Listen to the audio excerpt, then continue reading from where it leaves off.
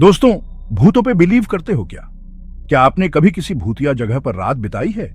अगर नहीं, तो आज हम आपको एक ऐसी ही कहानी सुनाने जा रहे हैं जो आपके रोंगटे खड़े कर देगी। तो चलो एक हॉरर स्टोरी सुनते हैं विक्रम और उसके दोस्तों की। यह कहानी है उस रात की जब विक्रम और उसके दोस्तों ने एक सुनसान पुरानी हवेली में रात बिताने की सोची। इन्होंने एक सुनसान पुरानी हवेली में रात बिताने की सोची। हवेली के बारे में कहा जाता था कि वहां अजीब अजीब घटनाएं होती हैं। लोग कहते थे कि वहां रात में अजीब आवाजें आती हैं और कभी कभी तो किसी को चलते फिरते भी देखा गया है। कहा जाता था कि इस हवेली में अजीब अजीब घटनाएं होती हैं। हवेली के अंदर का माहौल भी बहुत डरावना था। दीवारों पर धूल और मकड़ी के जाले थे और हर कोने में अंधेरा छाया हुआ था। इन्होंने तो इसे मजाक में लिया और चल पड़े। उन्हें लगा कि ये सब सिर्फ कहानियां हैं और असल में ऐसा कुछ नहीं होगा। वे हंसते हंसते हवेली की ओर बढ़े। हवेली में घुसते ही सबको ठंड सी लगी। ऐसा लगा जैसे किसी ने अचानक से तापमान गिरा दिया हो। उनके शरीर में एक अजीब सी सिहरन दौड़ गई। इधर उधर धूल और मकड़ी के जाले थे। हर कोने में अंधेरा और सन्नाटा था। हवेली के अंदर का माहौल बहुत ही डरावना था।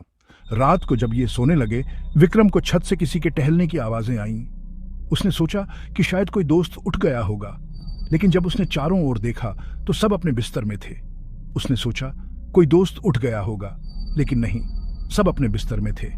विक्रम को समझ नहीं आया कि ये आवाजें कहां से आ रही हैं। वो आवाजें आती रहीं जैसे कोई छत पर दौड़ रहा हो। विक्रम का दिल तेजी से धड़कने लगा। उसे लगा कि कुछ तो गड़बड़ है। विक्रम ने अर्जुन को जगाया और दोनों छत पर चले गए। वे धीरे धीरे सीढ़ियों पर चढ़ने लगे। हर कदम के साथ उनका डर बढ़ता जा रहा था। ऊपर कुछ भी अजीब नहीं था। छत पर कोई नहीं था, लेकिन फिर भी उन्हें ऐसा लगा जैसे कोई उनकी निगरानी कर रहा हो। मगर सीढ़ियों से जैसे ही नीचे उतरे, विक्रम को लगा जैसे किसी ने उसे पीछे से पकड़ लिया। उसने तुरंत मुड़कर देखा, लेकिन वहां कोई नहीं था। मुड़ा तो देखा, कोई नहीं। विक्रम का दिल तेजी से धड़कने लगा। उसे समझ नहीं आ रहा था कि यह सब क्या हो रहा है। अर्जुन को भी कुछ अजीब सा लगा और दोनों तेजी से नीचे भागे। वे दोनों डर के मारे तेजी से सीढ़ियों से नीचे उतरने लगे।